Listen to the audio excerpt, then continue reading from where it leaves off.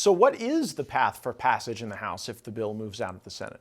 Joining us now, Indiana Republican Congressman Marlin Stutzman. So, Congressman, you are an experienced lawmaker. You've seen these legislative wranglings before. What's your sense of the current shape of the legislation in the Senate?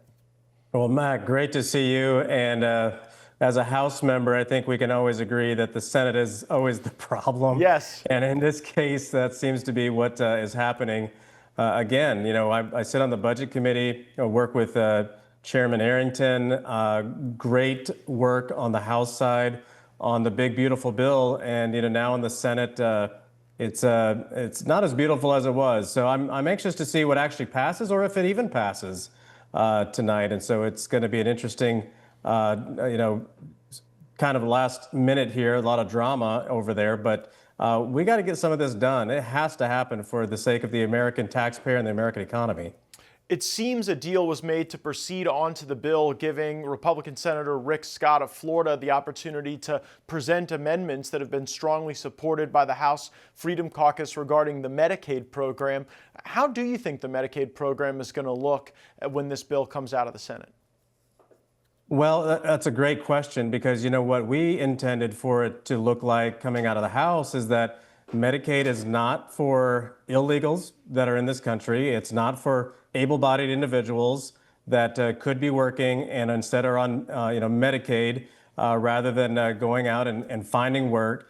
And, I just don't know. I mean, my confidence right now is not real high, frankly, in the Senate. I know they've got the parliamentarian that they're having to navigate some of these pieces with the parliamentarian. The big question I have, Matt, is how can you pass Obamacare under reconciliation and that somehow proves, to pass the Byrd rules, but then when you want to make a couple of changes to Medicaid, that somehow doesn't qualify. So more power to Senator Scott to do everything he can, and there really should be a broader conversation in the Senate about the current parliamentarian, frankly. You have hit on a touchstone issue for our audience. People are very frustrated that they're being told that some of the good policies that you and other Freedom Caucus members fought for in the House bill have been rejected, not as the consequence of some vote by elected lawmakers, but, as you say, by the Senate parliamentarian. And I guess I want to know, Congressman, do you even believe that? Do you believe that 100 senators who all have, the biggest egos in Washington are sitting around ceding their power to a appointee of the leadership? Or do you believe that the Senate parliamentarian is really just protecting members of the majority party from having to take tough votes on things like the Medicaid program and other spending reductions that you fought for?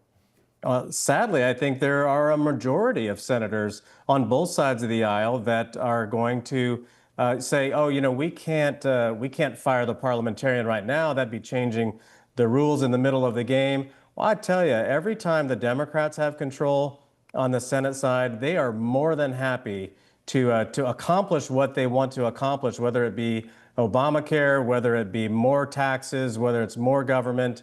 Every time Democrats have control, they use or go around or change the rules. And in this case, Republicans could actually change the rules in order to pass the bill. So I don't think that every senator believes that that's what should happen, but I do think the majority of them on both sides of the aisle think that they just have to leave everything alone and this is what it is. But I tell you what, when there's a debt crisis and that I believe is happening soon, then I think all bets are off at that point. Yeah, the problem is at that time, you won't be able to go vote against the Senate parliamentarian.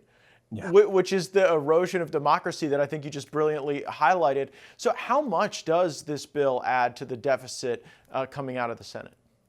Well, the last number I heard, and this was about 2 hours ago, that it's upwards around $480 billion, which is more than what the Army budget is, which it's more than the entire economy of Iran. I mean, there's all these other things you can compare $480 billion to. But again, as you know, Matt, I mean, it just seems that every time there's a lot of people that say, oh, we have too much debt. We're now at $37 trillion of debt. We've got to do something. And then when we have the opportunity to do it as Republicans, we're not even just kicking the can down the road. We're just not doing anything about it. We're not doing enough about it.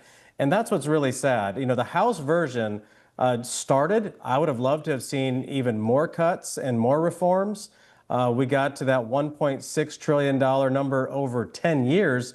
But again, you know, a lot of it, Freedom Caucus members had to hold out and say, look, we're going to bring those savings forward rather than just pushing them all the way to the back end of a 10-year window. I think the 2.6 GDP number is the safe number. I hope and I believe that President Trump and the Trump economy is going to be strong, but historically we haven't seen that 3% growth number, and we can't just bank on that to be our savior at the end of the day. So, it's going to be a very long couple of days here, and I think the more we let our senators know and our leadership know, this is just not acceptable. It's going to put the pressure on, and I hope that President Trump puts the pressure on them as well. Well, my expectation is that whatever bill comes out of the Senate will immediately have the support of the House Speaker, and there'll be immense pressure on the House Freedom Caucus to vote for whatever comes over. Do you believe the House Freedom Caucus is ready to stand up to that pressure? And are you going to fight for deeper spending cuts if the bill shapes up the way it seems to be looking like it will?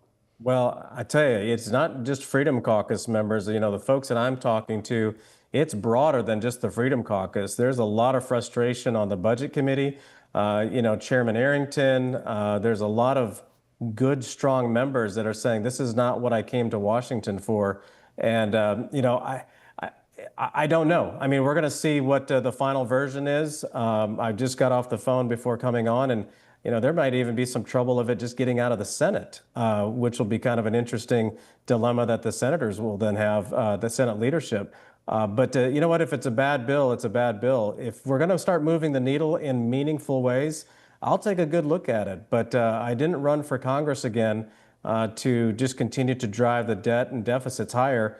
We got to grow this economy. I know the tax cuts in the bill are really important, and there's that piece of it that I do want to see happen, because I think that'll give the economy some certainty, and we can start planning on these current tax rates. But you know what? As you know, a lot can happen in a 48-hour period if Congress just puts their mind to it.